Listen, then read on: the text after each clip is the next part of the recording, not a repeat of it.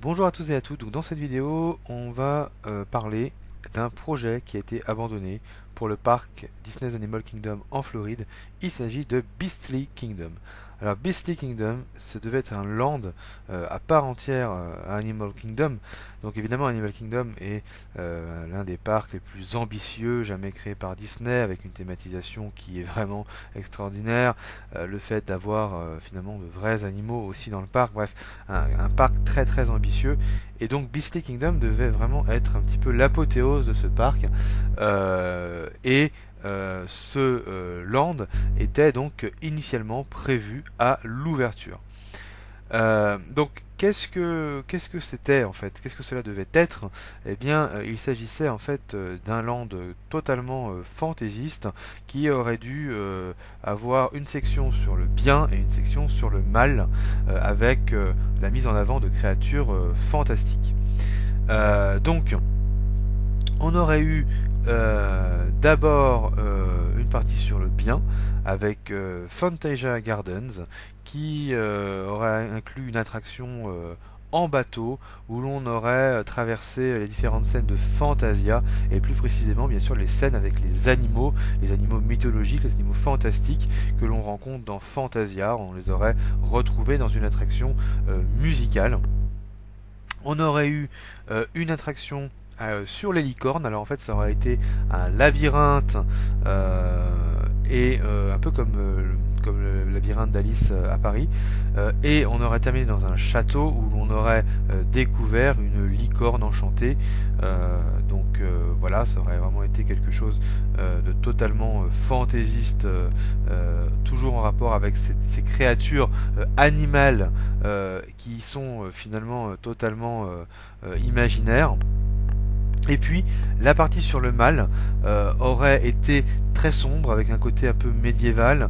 On aurait eu notamment un château fort dans lequel se serait trouvée l'attraction Dragon Tower, et en fait on aurait grimpé dans le château à l'aide, en roller coaster. Donc ça aurait été le premier roller coaster suspendu de l'histoire des parcs Disney, et évidemment on aurait rencontré plein de créatures maléfiques, et l'apothéose de l'attraction aurait été dans la salle du trésor où on aurait fait face à un dragon énorme crachant des flammes, étant l'animatronique le plus poussé que Disney aurait construit et qui aurait donc gardé le trésor finalement pour ne pas qu'il soit pris ni retrouvé.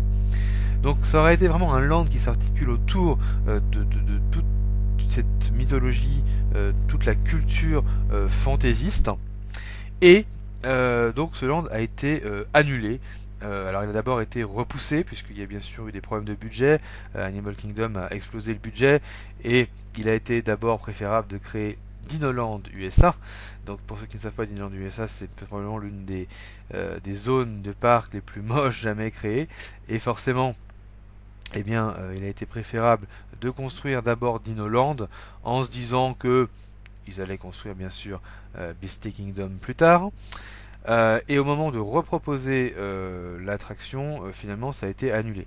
Alors ce qui a poussé aussi les Disney à annuler, c'est non seulement les problèmes de budget, mais aussi que de l'autre côté, à Universal Studios Orlando a ouvert le parc Island of Adventures, et dans ce parc, il y avait un land appelé The Lost Continent qui incluait beaucoup de similarités avec ce qui avait été imaginé pour Beastly Kingdom, puisque certains Imagineers qui avaient travaillé sur Beastly Kingdom, ou en tout cas qui avaient travaillé chez Disney auparavant, se sont retrouvés chez Universal, et du coup comme c'est un parc où ils ont poussé pas mal de détails, forcément voilà, The Lost Continent ça avait pompé un petit peu sur les projets d'origine de Disney.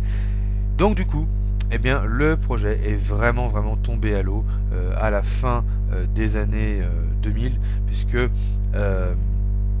Avatar a été annoncé en 2011, donc Avatar qui est ouvert cette année. là où devait se situer Beastly Kingdom.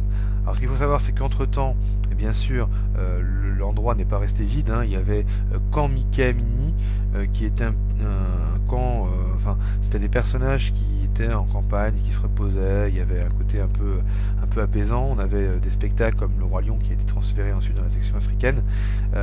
Mais voilà, on avait des meet and greet et quelques animations pour combler un petit peu jusqu'à l'arrivée et la construction d'Avatar, The World of Pandora. Donc, il y a toujours malgré tout une petite référence à ce projet, puisque à l'entrée du parc, vous avez un dragon qui est représenté et qui voilà, fait partie des éléments, des créatures qu'on aurait pu rencontrer dans Beastly Kingdom. Et également sur le parking visiteur, vous avez un panneau de direction qui indique le coin du parking appelé Licorne. Donc voilà, toujours en rapport avec ce projet. Donc c'était vraiment un projet qui était vraiment à deux doigts de voir le jour, hein.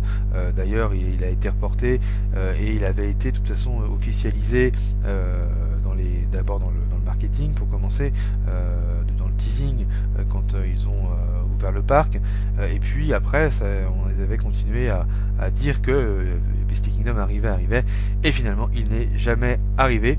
Donc c'est vraiment un projet un peu fou qui était proposé là, et ça aurait pu très bien aller avec Animal Kingdom, qui non seulement nous fait voyager dans des contrées réelles, mais aussi dans des contrées imaginaires, ou alors qui nous fait voyager dans le passé. Et là ça aurait effectivement pu très bien aller avec simplement le land, le parc en tout cas, et sa philosophie. Voilà, donc on se retrouve dans une prochaine vidéo. À plus tard.